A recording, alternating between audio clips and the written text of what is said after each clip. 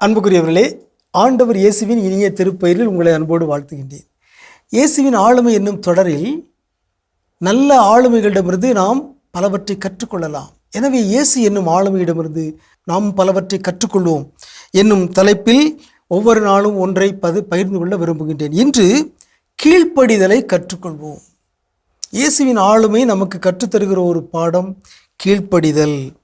எபிரேயர் 5:8 சொல்கிறது, அவர் இறைமகனாயிருந்தும் துன்பங்கள் வழியே கீழ்ப்படிதலை கற்றுக்கொண்டார். மிக அருமையான ஒரு வாக்கியம். மீண்டும் சொல்கிறேன், அவர் இறைமகனாயிருந்தும் துன்பங்கள் வழியே கீழ்ப்படிதலை கற்றுக்கொண்டார்.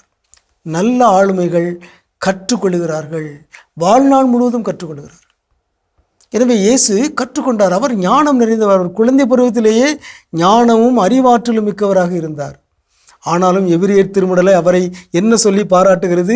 அவர் இறைமகனாய் இருந்தும் துன்பங்கள் வழியே கீழ்ப்படிதலை கற்றுக்கொண்டார். எனவே அன்புக்குரியவர்களே, நம்முடைய வாழ்விலும் நாம் கீழ்ப்படிதலை கற்றுக்கொள்ள வேண்டும். துன்பங்கள் வழியாக துன்பங்களை பற்றி நம்முடைய பார்வையை நாம் மாற்ற வேண்டும். துன்பமும் நல்லதே, நோய்களும் நல்லதே. காரணம், நோய்களின் வழியாகவும் கடவுளுடைய மாட்சிமை வெளிப்படும். பார்வையற்ற மனிதரை பற்றி சீடர்கள் இயேசுவிடம் கேட்டாங்க, இவர் பிறவியிலேயே பார்வையற்றவராய் பிறந்தது இவர் செய்த பாவமா, இவர் பெற்றோர் செய்த பாவமா?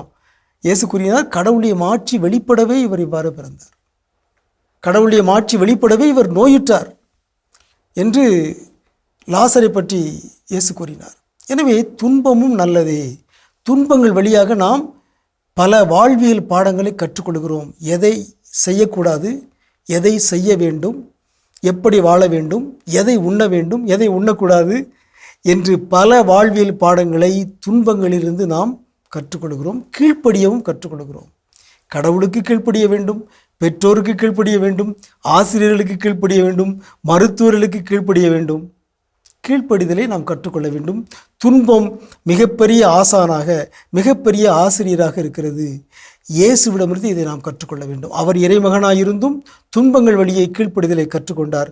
நாமும் நம்முடைய வாழ்வில் துன்பங்கள், நோய்கள், தோல்விகள் வருகின்ற பொழுது துவண்டு விடாமல் இதிலிருந்து நான் என்ன பாடத்தை கற்றுக்கொள்ளலாம், இதிலிருந்து நான் எப்படி கீழ்ப்படிய கற்றுக்கொள்ளலாம், கடவுளுடைய திருவுளத்திற்கும் பெரியவர்களுக்கும் வயதில் மூத்தவர்களுக்கும் என்னுடைய அதிகாரிகளுக்கும் எப்படி நான் கீழ்ப்படியலாம் என்பதை நாம் கற்றுக்கொள்வோமாக.